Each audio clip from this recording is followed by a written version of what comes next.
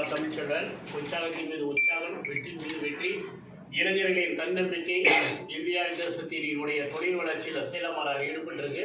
இதனுடைய வளர்ச்சி இளைஞர்களான வேலை வாய்ப்புக்கான வளர்ச்சி, அவங்கள வளர்த்து கொள்வதற்கு படிப்பு இல்லை, கல்வி இல்லை, நான் ஒரு அனாதை, எனக்கு யாருமே இல்லைன்னு சொல்லக்கூடிய இளைஞர்களுக்கெல்லாம் என் வாழ்க்கை ஒரு பாடமாக எடுத்து போகக்கூடிய நிலையில் போகும் இடமெல்லாம் உங்களை பார்த்து தானே அந்த தொழில் செய்து உற்சாகம் அடைந்து தொழில் செய்யக்கூடிய சிறு தொழில் செய்யக்கூடிய அனைத்து பேருமே என்னுடைய என்னை உற்சாகப்படுத்தி அவங்களையும் உற்சாகப்படுத்தி வேலை வாய்ப்புகளை நம்ம மிக உண்மையில் இருக்கிறோங்கிறது தான் உண்மை.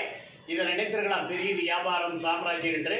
விவசாயத்துறைக்கும் ஒரு முன்னோடியாக அரிசி அளிப்பது, தக்காளி பழமாக இருக்கட்டும், வெங்காயமாக இருக்கட்டும், ஆனியனாக இருக்கட்டும், இந்த பிரியாணியில் போடக்கூடிய பொருட்கள் அனைத்தும் நீங்கள் பார்த்துருக்கலாம்.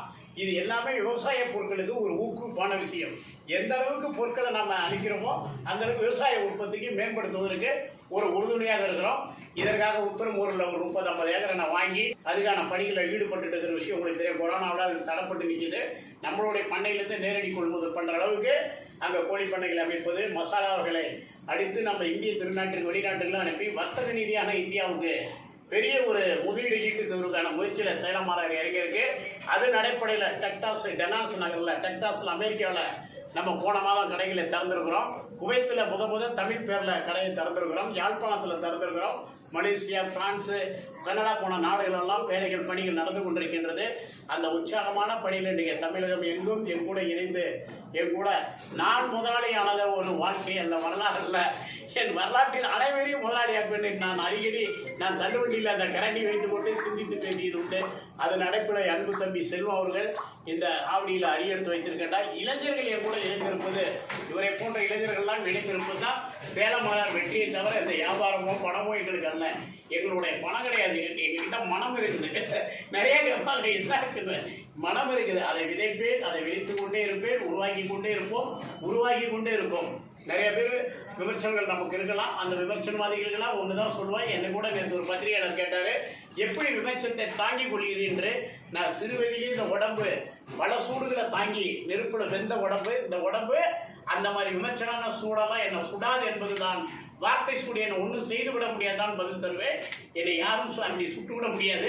ஏற்கனவே என் உடம்பு சுடப்பட்டு வெந்து நெருப்பில் கிடந்த உடம்பு. என்னைய என் மீது இருக்கிற தாக்குதல் கூட அது கரிக்கட்டை தாக்குதல் போல இடம் வெந்து போச்சு இந்த உடம்பு நெருப்பில். இதெல்லாம் என்னை ஒன்றும் செய்து விட முடியாது. விமர்சனவாதிகளுக்கும் சேர்த்து தான் நாங்கள் உடைத்து கொண்டிருக்கின்றோம். என்ன விமர்சனம்? சில இடத்துல டேஸ்ட் இல்லை, சில இடத்துல பீஸ் இல்லை, சில இடத்துல தக்காளி சாதம் மாதிரி இருக்குது, புளி சாதம் மாதிரி இருக்குது விமர்சனங்கள். அதானே தவிர வெறு விமர்சனம் ஒன்றும் இல்லை. அதையெல்லாம் நாங்கள் சரி செய்து கொள்வோம். மற்றபடி எங்களுக்கு பெரிய ஒரு எதிரிகளாக நாங்கள் யாரையும் கருதுவதில்லை. எனக்கு லெஃப்ட் ரைட்டு எதுவும் வாழ்க்கையில் தெரியாது. என் வீடு பக்கத்தில் இருக்கிற கூட யாருன்னு தெரியாது. நான் உண்டு, என் வேலை உண்டு. இந்த தொழில் வளர்ச்சி, இளைஞர் முன்னேற்றம், தொழில் செயல்களுக்கான பயிற்சி முறை, இதில் மட்டும் நான் ஈடுபட்டிருக்கிறேன். உலகமெங்கும் கிளைகளை கொண்டு போகணும், வேலைவாய்ப்பு உருவாக்க வேண்டும்.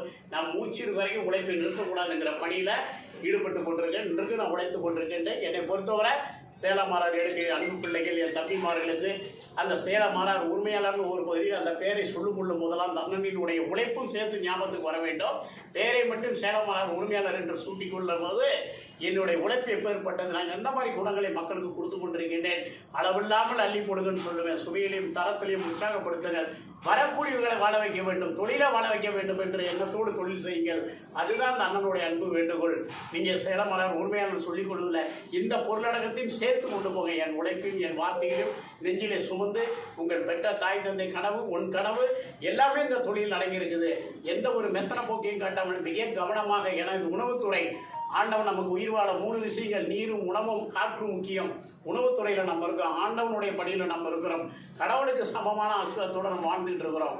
வரவர்களை நம்ம தாய் பிள்ளைகளாக, தாய் தந்தையாக, சகோதரியாக மதித்து உரிமையாளர்கள் அனைவரும் வழிநடத்தி பேருக்கு மேல் பேர் சேருங்க, பிறந்த ஊருக்கு புகழை சேரும், நாட்டுக்கு பெருமை சேருங்கிற வார்த்தைக்கு ஏற்ப சேலமானார் இருக்க வேண்டும். பழத்தை சேர்த்தார்கள் என்ற வார்த்தைக்கு புலியும் நம்ம இடம் கொடுத்தவர். மக்களை சம்பாதிச்சோம், மனதை சம்பாதிச்சோம். நான் தடம் பதித்தெல்லாம் மனதை பதித்து சொல்லுவேன். மற்றவங்க நடந்தால் அது தடம், நான் நடந்தால் அந்த இடம் பாடமாக இருக்கும் மற்றவர்களுக்கு என்று என் வார்த்தை ஏற்ப உழைத்திட வேண்டும். என் அன்பு தம்பிமார்கள், சேலமானார் உரிமையாளர்கள் என்று அன்பு வேண்டுகோளாக இருக்கின்றேன். ஏனென்றால் உங்களுடைய கனவு இது, அதில் மெத்தன போக்கு இருந்து விடுவோம். நாம் உருவாக்குவது பெருசு இல்லை, உருவாக்குவதை தக்க வைப்பது தான் பெருசு. அந்த தக்க வைத்ததை பாதுகாத்து எடுத்து அடுத்த தலைமுறைக்கு கொண்டு செல்வதுதான் மிகப்பெரிய விஷயம். நீ கூட காணொலியில் பார்த்துருக்கலாம். இன்று நான் உரிமையாளர்களுக்கு பயிற்சி எடுத்துக்கொண்டு நல்லா செய்யுங்க. காலங்கள் எடுத்துங்க.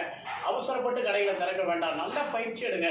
ஒரு பிரியாணினா என்ன விமானமாகும் நெஞ்செரிச்சல் என்ற வாழ்த்துள்ளோடு நம்ம கடையை தொடங்கி இருக்கின்றோம். அதில் போடக்கூடிய மசாலா பொருட்கள்னா மசாலா என்றால் இது உடம்பு கேடான மசாலா இல்லை. பட்டல், லவங்கம், ஏலக்காய், மராட்டி முக்கு, அனாச்சி பூவு, சோம்பு, ஆனீடு, தக்காளி, எலுமிச்சம்பழம், மல்லி, புதினா, மஞ்சள், தயிர், இந்த மாதிரி உடம்புக்கு இயற்கையான உணவு வகைகளை கொடுக்குறோம். அது எந்த அளவுக்கு கொடுக்குறோங்கிறது பொருள். ஒரு விலையை ஏற்ற இருக்கும் போது தான் நிறைய ஏலக்காய் கொடுக்க முடியாது.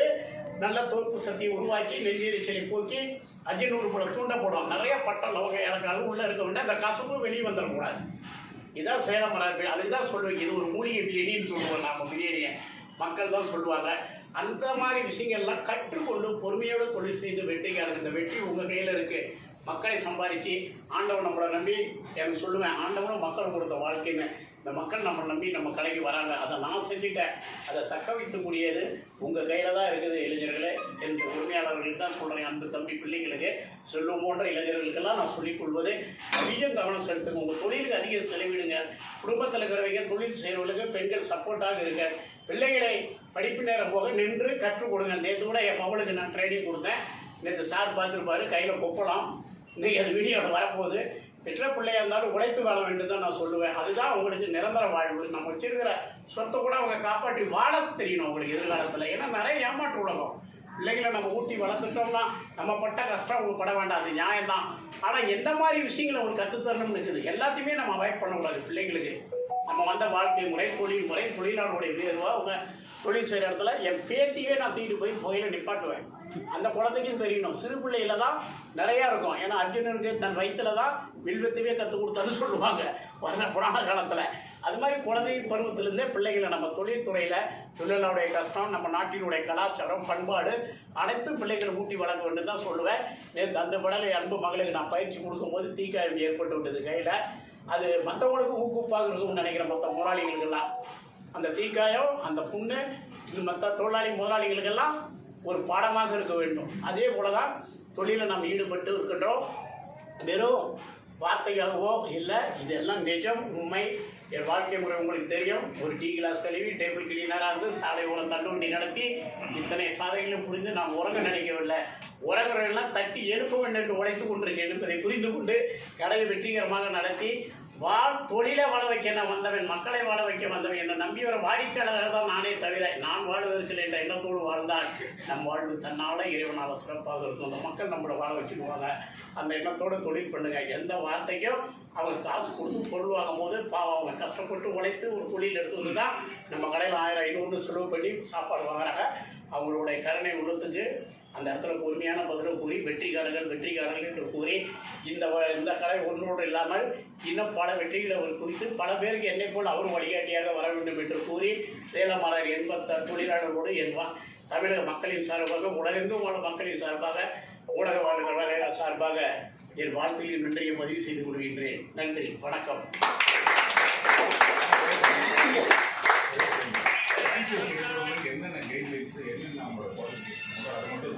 மிக முக்கியம். அது என்ன இருக்குதுங்கிறத தெரிஞ்சு முன்னே நம்மகிட்ட வந்து ட்ரெயின் ஆக மாட்டேங்கிறாங்க.